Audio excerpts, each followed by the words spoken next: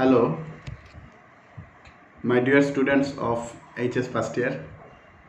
I am Dr. Abdul Mannan Mazumder of the Department of Pol Science, SS College, Hailakandi. I first of all welcome you in the online classes series uh, initiated by the SS College Authority. I am here to teach you political science. So directly I am coming to your syllabus. As you know that your syllabus is divided into two parts.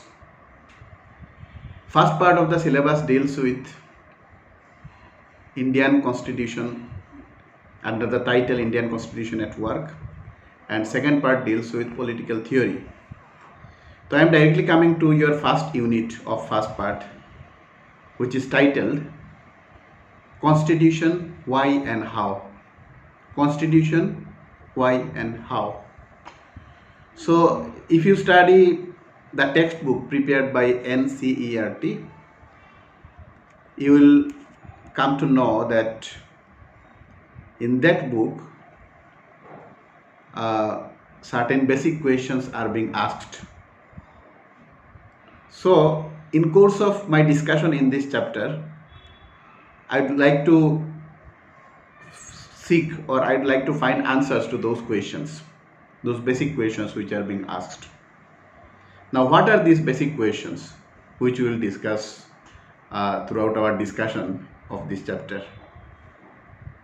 There are six basic questions. These questions are: number one, what is a constitution? Number one is, what is a constitution, or what do you mean by the term constitution? Second question is, why do we need a constitution? Why do we need a constitution? Third one is, what does the constitution do? What does the constitution do? Fourth one is, who made our constitution? Who made our constitution means who made the Constitution of India? That you will discuss in that section. Number 5, what were the sources of the Constitution of India? Number 5, what were the sources of the Constitution of India? Number 6, that is the final one, what was the way in which the Constitution of India was made? That is the constitution making process in India.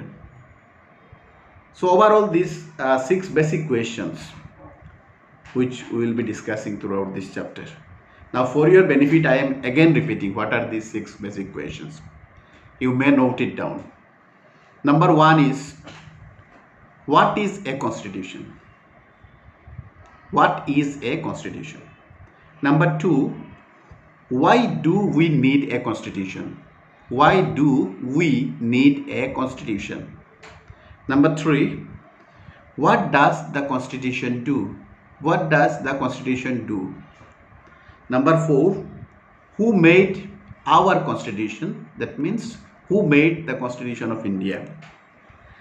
Number 5, what were the sources of the constitution? What were the sources of the Constitution of India? Number 6, what was the way in which the Constitution of India was made? So these are the 6 basic questions we will be discussing throughout this chapter. Now let us come to the first topic or first question. First question is, what is a constitution, or what do you mean by the term constitution? To answer this question, we may say that if we study the available literature on the basic concept of constitution, we generally find that the term constitution is derived from a Latin word constituere. The term constitution is derived from a Latin word constituere, C-O-N-S-T-I-T-U-E-R-E, constituere, which means to form or to establish. Which means to form or to establish. But in political science, we use the term constitution in a specific sense. I am again saying, in political science, we use the term constitution in a specific sense. In political science, by constitution we mean a body of rules or laws or regulations which regulate or which direct the activities of a state. A body of rules or laws or regulations which regulate the activities of a state. So this is the basic meaning of the term constitution in political science. I am again repeating, in political science we mean by the term constitution a body of rules. In political science, constitution means a body of rules or laws or regulations, a body of rules or laws or regulations, or a body of basic or fundamental rules or laws or regulations which regulate or guide or govern the activities of a state. Again, I am saying constitution is a body of rules or laws or regulations, a body of fundamental rules or laws or regulations, or basic rules or laws or regulations which regulate or which govern the activities of a state. So if you are being asked what is the basic meaning of the term constitution, you will answer that constitution is a body of rules or laws or a body of fundamental rules, fundamental or basic rules or regulations which govern or which regulate the activities of a state. This is the basic meaning of the term constitution. Now, it is very common that we have to refer to certain definitions of the term constitution. Now, what is the definition of the term constitution? There are so many definitions in the books, and in some way we may get confused which are to be studied because there are so many. At this level, I will suggest you to study only two definitions, these which are very important, which you will get in all the books. There are two very nice and widely accepted definitions of the term constitution which are very often referred. Number one, first one is by C.F. Strong and second one by Gilchrist. So let us come to the first definition, first very common or widely accepted definition of the term constitution. First one is being offered by C.F. Strong. So what is C.F. Strong's definition of the term constitution? You please note it down. According to C.F. Strong, you note it within quotation, a constitution may be said to be a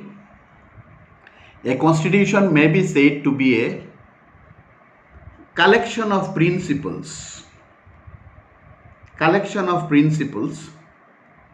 according to which the powers of the governed, G-O-V-E-R-N-E-D, governed, comma, the rights, powers of the government, powers of the not governed, powers of the government. I am again repeating, according to C.F. Strong, a constitution may be said to be a collection of principles according to which powers of the government, comma, the rights of the governed, G-O-V-E-R-N-E-D, governed, powers of the government, comma, rights of the governed, and the relations between the two are adjusted. Relations between the two are adjusted. So, for your benefit, I am again repeating the quotation. According to C.F. Strong, within quotation, a constitution may be said to be a collection of principles according to which the powers of the governed, the powers of the government, powers of the government, comma, the rights of the governed, governed, governed, rights of the governed, and the relations between the two are adjusted. And the relations between the two are adjusted. So what we are getting in this definition? In this definition, we are basically getting three things. Number one is powers of the government, rights of the governed, and relation between the two. So what is there in a constitution? In a constitution, basically there are three things. Powers of the government. Who forms the government? What are the powers of the government? These are being mentioned in the constitution. So powers of the government, it is mentioned in the constitution. Secondly, rights of the governed. Governed means the persons who are being governed. That means rights of the citizens. Rights of the governed means rights of the citizens. So, secondly, we are getting powers of the government. Second, rights of the government means rights of the citizens. And third, relations between the two. Adjustment of the relations between the two. So, according to C.F. Strong, in a constitution, we basically get three things. Number one is powers of the government, which is being clearly mentioned. Rights of the citizens, different rights and liberties of the citizens, and how these two things, that is powers of the government and rights of the citizens, are adjusted. These things are basically there in the constitution. So this is a very important definition of the term constitution. You will study it. C.F. Strong. Now let me come to the second important definition, which is by Gilchrist, another political thinker, Gilchrist. Now, how Gilchrist defines the term constitution, let us come to that.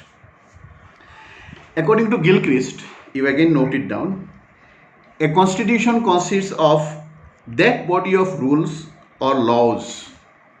A constitution consists of that body of rules or laws, comma, written or unwritten, comma, which determine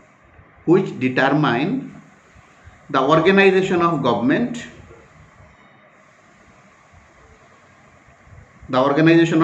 comma,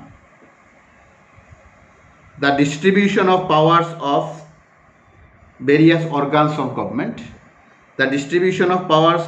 organs of government, and the general principles on which these powers are to be exercised.